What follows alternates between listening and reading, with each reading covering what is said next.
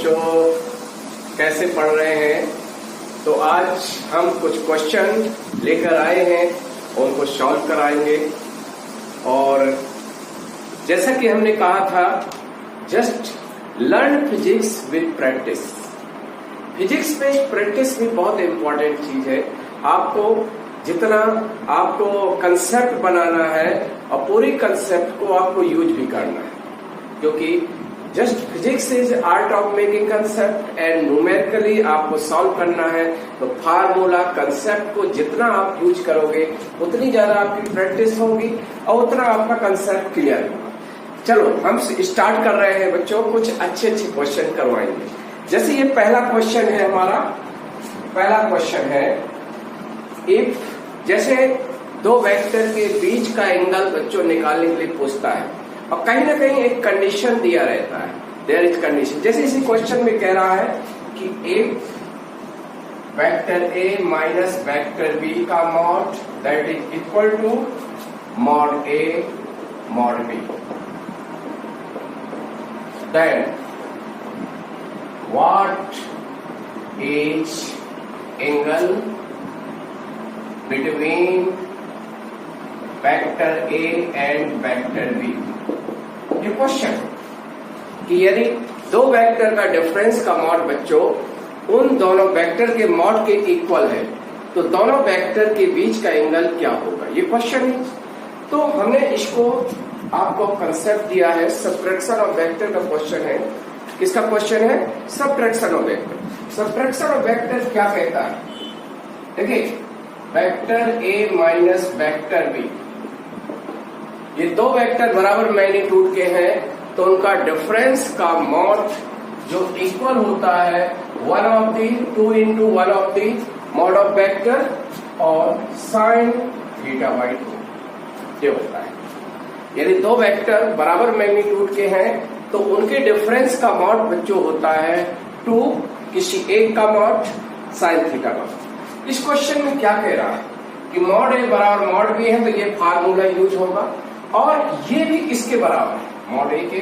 तो इसको हम मॉड ए से रिप्लेस कर सकते हैं। देखो ऐसे सॉल्व कर देंगे जल्दी से और ये हो जाएगा, तो ये कैंसिल हो जाएगा और sine theta by 2 that will be equal to 1 by 2, because theta by 2 की वैल्यू क्या होनी चाहिए बच्चों?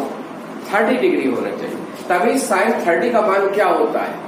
1 बाई 2 होता है। तो यहाँ theta by 2 must be equal to 30 degree, so theta will be equal to 60 degree, that will be answer 60 degree होगा। इस क्वेश्चन का आंसर 60 डिग्री होगा। आ गया होगा समझ में? तो इस तरह से ये क्वेश्चन सॉल्व करेंगे आप। ऐसे क्वेश्चन हमने बोला है और एक एग्जामिनेशन पॉइंट ऑफ व्यू से इम्पोर्टेंट है, क्योंकि कहीं ना कहीं आप कोई एग्जाम देते हैं तो दो वेक्टर के बीच का एंगल जरूर आता है, और चाहे जिस तरह का क्वेश्चन। देखिए अगला क्वेश्चन है, देखिए एक कंडीशन क्या है, हमने कहा है कंडीशन दिया रहेगा आपको, if mod of cross of two vector is equal to their scalar product, their scalar product, ठीक है। देन ए और बी वेक्टर के बीच का एंगल निकाला है, then A and B vector के बीच का एंगल निकालना। क्वेश्चन समझ गए होंगे। ये दो वेक्टर के क्रॉस प्रोडक्ट का मॉड उनके डॉट प्रोडक्ट के बराबर है, तो उन वेक्टर के बीच का एंगल कितना है, ये क्वेश्चन है और सॉल्व करना है, जल्दी से सॉल्व करना है, ठीक है। तो यू नो आपको ए 1 लाइन 2 लाइन में क्वेश्चन सॉल्व कर देना। यू नो टू वेक्टर का क्रॉस प्रोडक्ट का मॉड क्या होता है? A B sine theta. तो फटाफट यहां रख देंगे, ऐसे सॉल्व करेंगे। तो यहां ए बी साइन थीटा, जैसा कि दो वेक्टर का स्केलर प्रोडक्ट क्या होता है? A B cos theta, A B cos theta, A B cos theta, ठीक है। ये दोनों साइड कॉमन जो होते हैं उसको कैंसिल कर देते हैं, और जहां एक तरफ साइन थीटा हो एक तरफ कॉस थीटा हो, आपको थीटा निकालना है तो कौन सा मेथड यूज करते हैं? कहीं ना कहीं साइन थीटा कॉस थीटा का रेशियो टेन थीटा बना लेंगे। तो यहाँ क्या आ जाएगा? कॉस थीटा इधर आएगा तो that will be equal to tan theta will be 1. Or which value theta? Tan theta 1. Theta must be equal to 45 degree.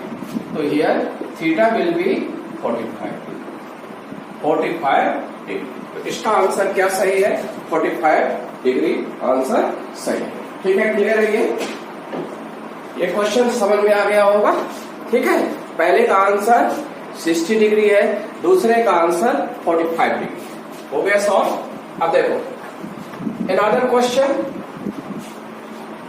question में है, देखो if 3 vector A vector, B vector and C vector are coplanar।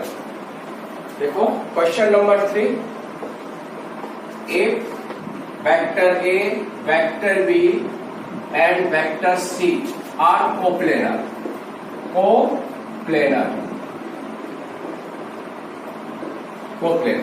ठीक है, question ये कह रहा है vector A, vector B and vector C, यानी तीनों वेक्टर एक ही प्लेन में है। मतलब 3 वेक्टर्स की लाइन एक ही प्लेन में होता है, क्योंकि जानते हैं एक वेक्टर होता है, वेक्टर किससे बना होता है? ज्योमेट्रिकली एक लाइन होती है, उसमें एक एरो होता है। जो लाइन होती है वो लाइन की लेंथ जो होती है दिए गए वेक्टर का मैग्नीट्यूड होता है, जो एरो होता है वो दिए गए वेक्टर की डायरेक्शन होती है। तो यहाँ हमारे तीनों वेक्टर हैं, तीनों की लाइन एक सिंगल प्लेन में है, ऐसे वेक्टर को कोप्लेनर वेक्टर कहते हैं। क्लियर है? तो यहाँ एक कंडीशन होती है, बच्चों याद रखना, वेक्टर में 4 ऑपरेशन होती हैं और कहीं ना कहीं 4 ऑपरेशन में कहीं ना कहीं एक ऑपरेशन का कंडीशन होता है। जैसे 2 वेक्टर परपेंडिकुलर होंगे तो उनका स्केलर प्रोडक्ट 0 होना चाहिए, 2 वेक्टर कोलिनियर होंगे तो उनका क्रॉस प्रोडक्ट 0 होना चाहिए। इफ देखो 3 वेक्टर कोप्लेनर है तो their scalar triple product must be 0। देखो इसका आपको ये ध्यान देना है कि coplanar that their scalar triple product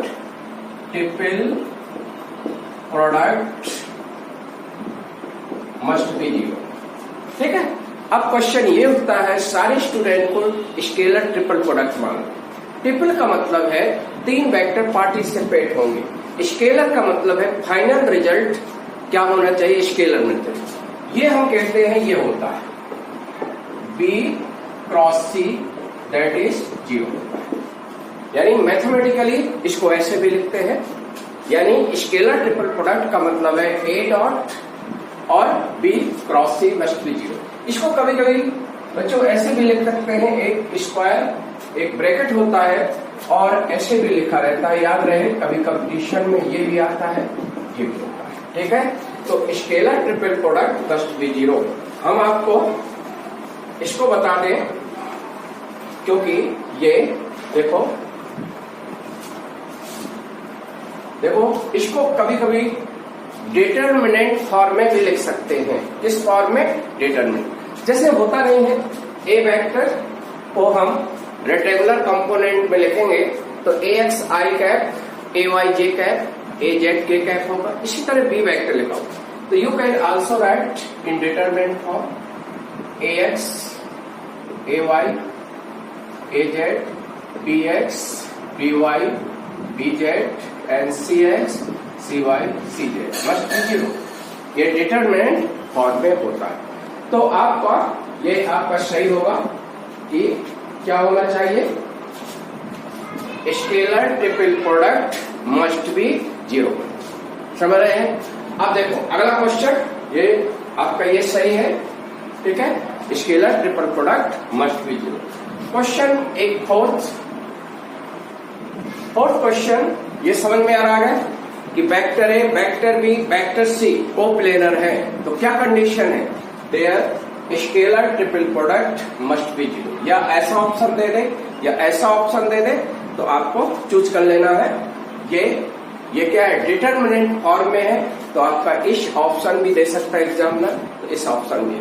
हाँ, अगला क्वेश्चन है, देखो ये क्वेश्चन हम कौन सा नंबर है? फोर्थ क्वेश्चन ये कहता है which of the following a condition is not condition for 3 vector are coplanar. देखो हम आपको बताते हैं, इसी को फर्दर प्रोसीड कर दें। आपका कह रहा है कि कौन सी कंडीशन 3 वेक्टर की कोप्लेनर की नहीं है। तो हम आपको बता दें 3 वेक्टर कोप्लेनर होंगे तो उनका scalar product, scalar triple product 0 होगा, ये डिटरमिनेंट 0 होगा, ये ऑप्शन दिया रहेगा। कह रहा कौन सी कंडीशन कोप्लेनर की नहीं है, यानी vector A, vector B, vector C आपके कोप्लेनर है तो कौन सी कंडीशन ये नहीं है। तो देखो ये कंडीशन है, ये कंडीशन, ठीक है।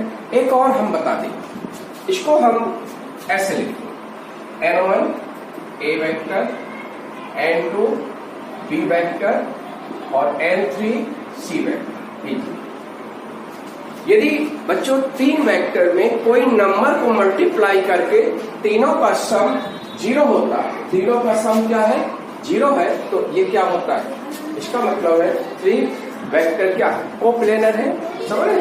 तो इस तरह ये कोप्लेनर, ये क्लियर हो गया, ठीक है।